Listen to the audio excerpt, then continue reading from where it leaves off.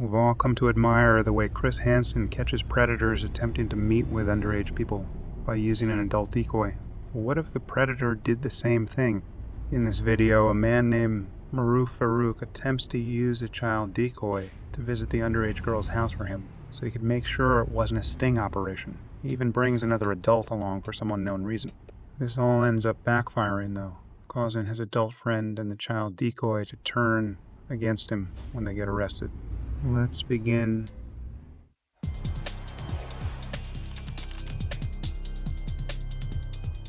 Our house in Long Beach, California may look ordinary from the outside.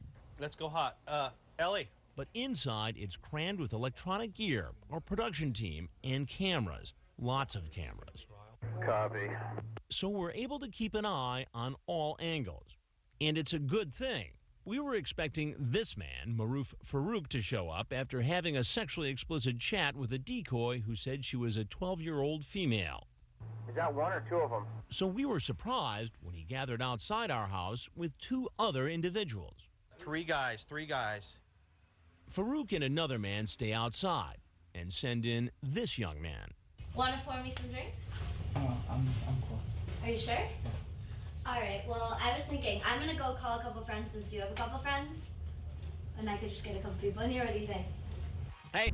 I just realized that in this situation, a 15-year-old decoy representing the predator is meeting the adult decoy representing the underage girl. This is probably the only time something like this has happened on the show. Hey, how you doing? Why don't you have a seat right over there on that stool right there? Are those your friends outside? We quickly realized that the young man, who we learn is just 15, doesn't seem to know what's going on. Did you bring condoms tonight? No. Well, Chris Hansen just asked a 15-year-old kid if he brought condoms, and he's like 3 times his age. Maybe it's time Chris Hansen take a seat. I'm not come for the sex. I'm just coming for the meet, like friend. I have a girlfriend already. He tells us that it was that man outside, Farooq, whose idea it was to come here. Using the screen name Spacky786, Farooq describes in terms too graphic to use on television how he's going to have anal and oral sex with the girl, and how large his penis is. I know you're 12, but girls these days are way ahead, he writes. Would you let me lick you everywhere? Back inside, this 15-year-old is still saying his friend set this all up. This is how you know the kid is innocent. Usually, predators don't try to look at the chat log because they already know what they said.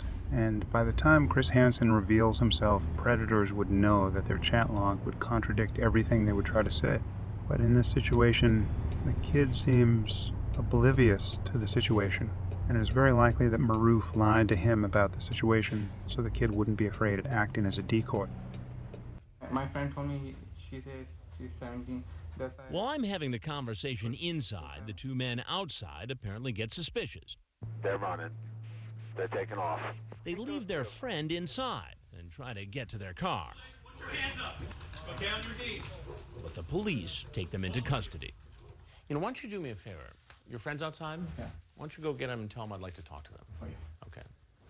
All right, Long Beach police, put your hands up. Take your hands out of your pocket. Go down your knees.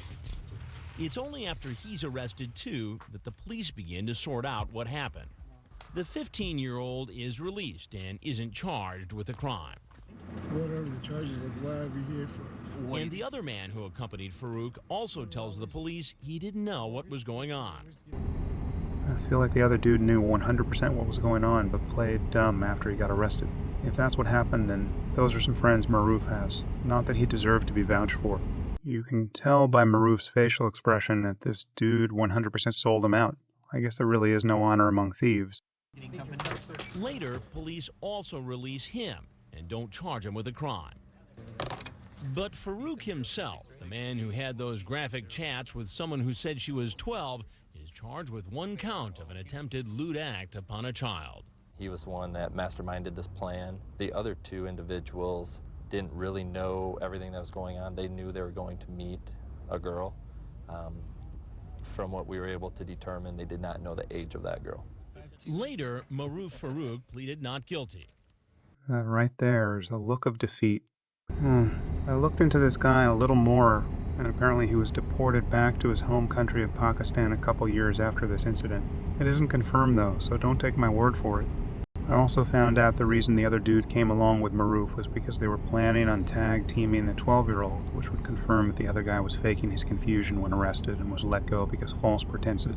However, this was never confirmed, so the other guy remains free as far as I know. Maroof, on the other hand, ended up back in his home country, just like Abhilash Bhaskaran from the other video. The difference between them is that Maroof did not flee the country like Abhilash did.